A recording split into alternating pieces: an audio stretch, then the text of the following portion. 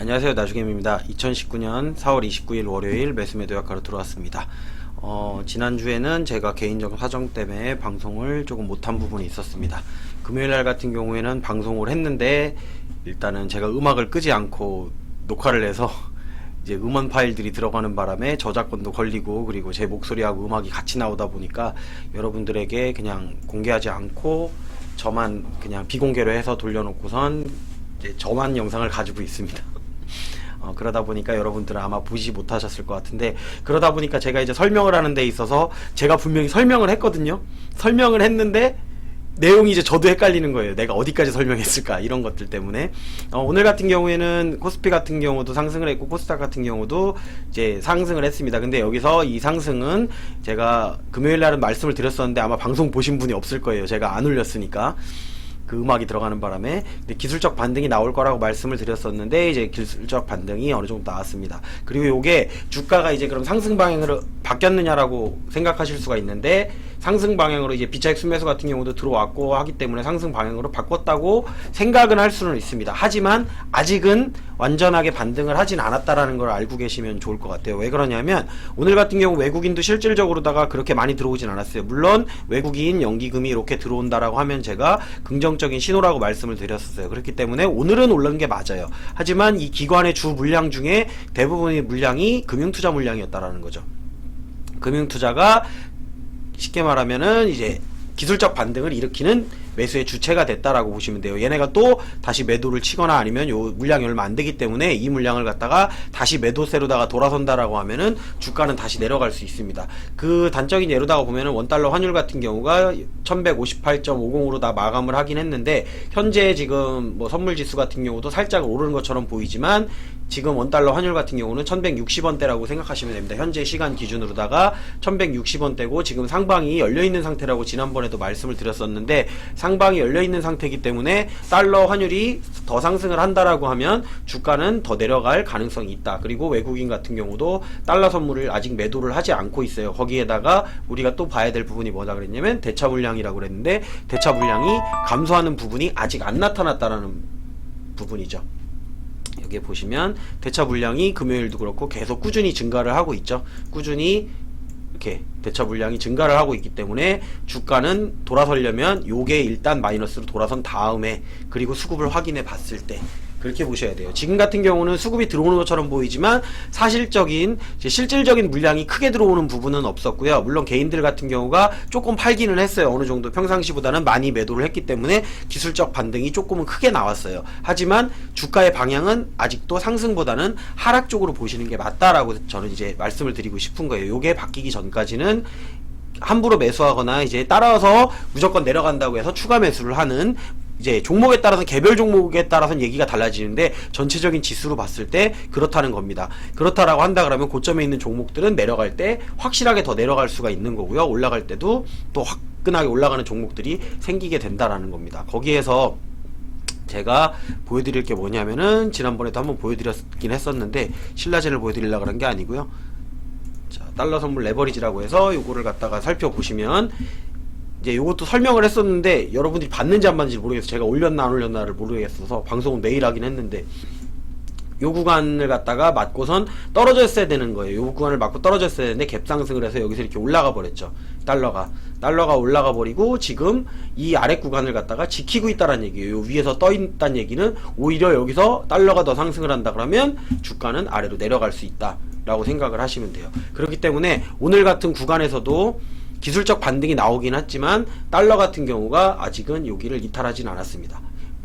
물론 이제 내일을 봐야 되겠지만 내일 조금 더 오를 수 있어요. 우리 주가가 조금 더 오를 수 있는 게, 달러가 이제 약간 하락을 하면서 달러 레버리지가 하락을 하면서 요 아래 구간으로다가 이렇게 캔들이 형성이 된다든지 뭐 개파락을 할 수도 있고, 제가 이제 그냥 파란색 캔들이든 빨간색 캔들이든 빨간색을 그리는 건데 요 구간 안에서 머무른다라고 하면 주가는 반등할 수 있겠구나라고 생각을 하는 거죠. 심지어는 종가가 여기를 무너져 준다면 더 좋고요. 그런다 그러면 다시 내려온다고 하더라도 여기를 맞고선 다시 내려갈 수가 있겠죠. 달러가 그런다고 하면 주가는 상승 방향으로 갈 수가 있다.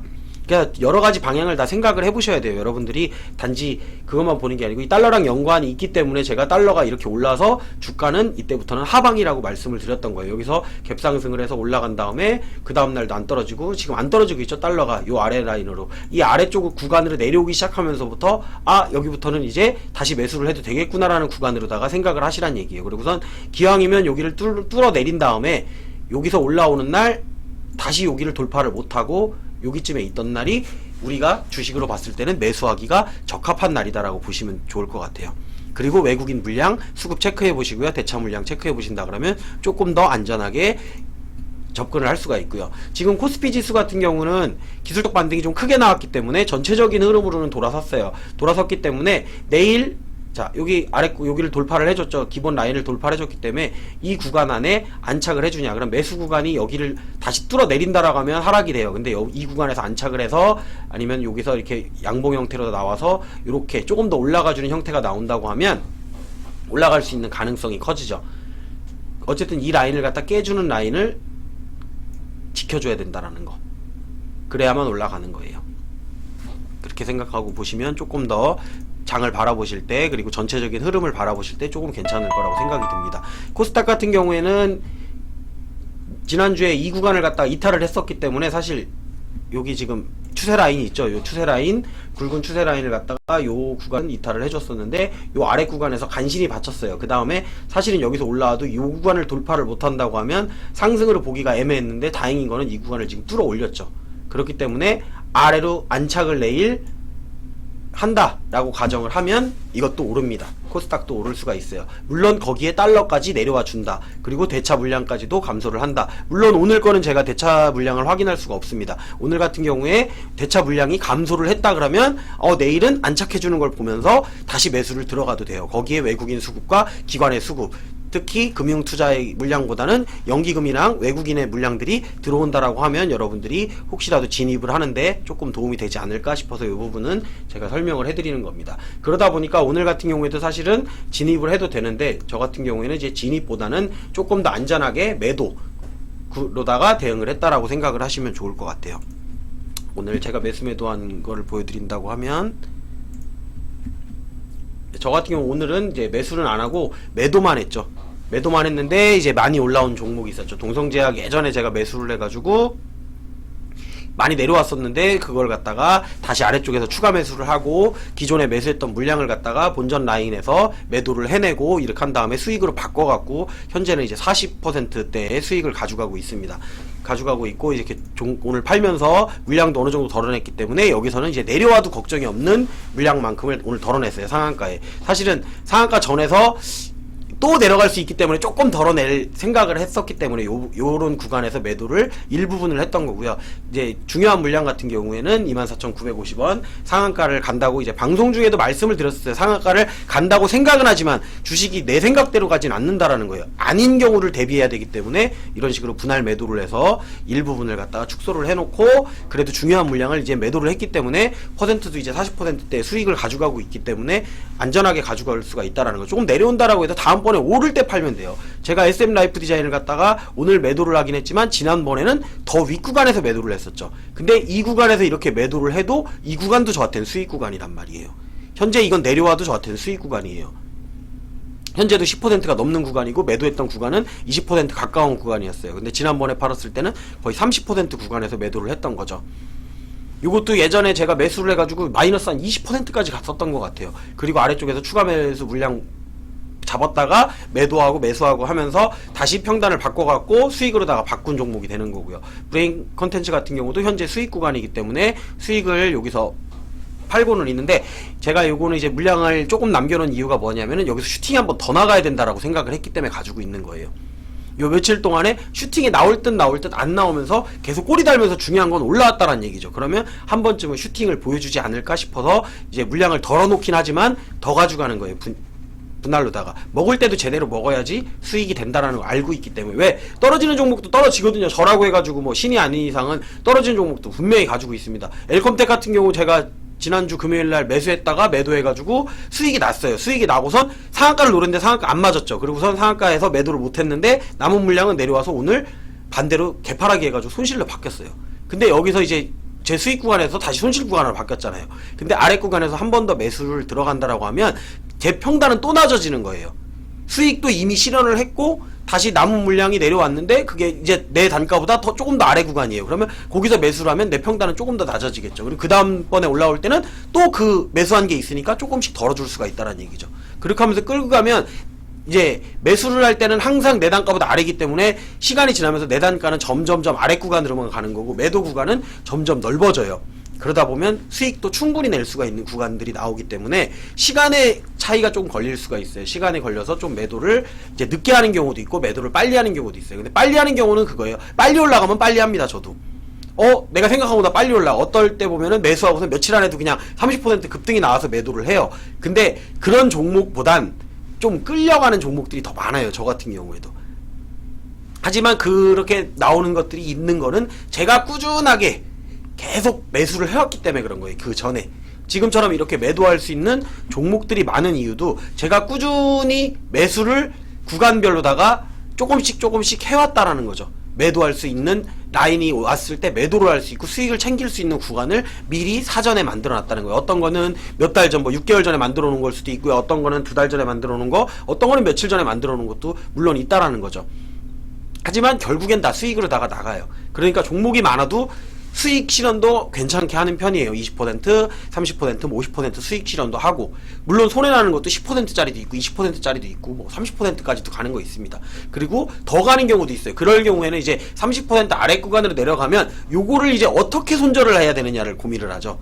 거기서는 한 방에 안 올라오잖아요. 하한가를 친다라고 해도 한 방에 안 올라와요. 그러면 어떻게 손절을 해서 그 다음에 매수할 때는 덜어놓은 다음에 비중을 축소를 해놓고 다음번에 매수할 때 더 아래 구간에서 매수를 들어가면 그 종목이 다음에 올라올 때는 다시 이제 수익으로 바뀌는 경우가 있죠. 그럼 다시 기존에 손실 났던 부분을 수익으로다가 어느 정도 메꿔놓고 나머지 물량은 가져가면서 또 수익 내면 되고 그런 식으로다가 길게 끌고 가시면서 하시면은 마음이 조금 안정이 됩니다. 여러분들이 수익만 내려고 생각을 하기 때문에 마음이 불안한 거예요. 떨어지면. 근데 저 같은 경우는 떨어지면 떨어지는 대로 오르면 오르는 대로 대응을 하고 있기 때문에 그냥 잠깐 제 방송을 보시는 분들이 생각했을 때는 뭐 금방 산 게 금방 수익이 안 나네? 이렇게 생각하시는 분들도 있을 수가 있어요. 하지만 전체 자산을 보라는 거죠. 전체 자산을 보고 내가 가지고 있는 종목들이 올라갈 때 수익 실현을 해서 여러분들이 수익 실현을 한다라고 하면 조금 더 이제 수익을 날 수 있겠다라고 생각을 하시고 보시면 좋을 것 같고 현재 이슈되는 거는 뭐가 있었냐면 여러분들이 지난번에 제가 말씀드렸던 게 어떤 게 있었냐면은 이제 자동차 관련돼 가지고 세미나가 있었죠. 지난주에 있었던 게 친환경 자동차 기술 동향 세미나라고 해가지고 있었는데 이제 거기에 가장 큰 혜택을 받던 것들이 뭐가 있었냐면 자율주행이었어요. 저는 전기차, 수소차도 올라갈 줄 알았는데 전기차 관련 종목은 안 올라가고 수소차 같은 경우는 이제 올라가죠. 근데 그 세미나가 끝나고 나서 이제 수혜를 받는 종목들이 조금은 올라갈 거예요. 물론 자율주행 같은 경우는 이미 어느 정도 올라갔기 때문에 뭐 더 올라갈 수도 있지만 이제 매도 구간으로다가 보시고선 대응을 하시면 될 것 같고요. 그리고 이제 이번 주부터는 지금 현재 소화 내분비학회가 시작을 하고 있기 때문에 바이오 종목들이 조금은 받을 것이다라고 얘기한 게 지난주쯤에 말씀을 드렸던 것 같아요. 그리고 조만간에는 이제 또 뭐가 있냐면은 다음 달이 되면은 중국 노동절로다가 해서 또 연휴가 있습니다. 그때 이제 중국 관련된 종목들 같은 경우도 또 올라갈 수 있다. 왜? 안 올라갔거든요. 지난번에 올라가다 어설프게 올라가다 말았으니까. 그런 종목들을 한번 찾아보시면 여러분들이 이제 약간 스케줄 매매도 해서 올라갈 수 있다. 물론 제 말이 정답이 아니기 때문에 여러분들의 판단은 여러분들이 하시는 거고 거기에 종목은 여러분들이 고르시는 거예요. 아니면 그걸 잘 고르신다라고 하면 수익을 내고 나오실 수가 있다라고 생각하는 정도로만 보시고 제 검색식을 활용하시는 거는 여러분들이 보고선 이 검색식은 아무거나 사라고 만들어 놓은 게 아니에요. 저도 참고하기 위해서 만들어 놓은 거예요. 참고하기 위해서. 하지만 시황의 흐름에 따라서 살 때도 있고 안 살 때도 있고 살려고 했는데 못 사지는 경우도 있고 팔려고 했는데 안 팔리는 경우도 저도 있습니다. 그게 다 누구나 그런 거니까 여러분만 그렇다라고 생각하지 마시고 아마 바라보셨으면 좋겠습니다. 오늘 방송은 짧게 여기서 마무리하도록 하겠습니다. 유튜브로 시청하시는 분들은 좋아요, 구독 그리고 알림 설정 해주셨으면 좋겠습니다.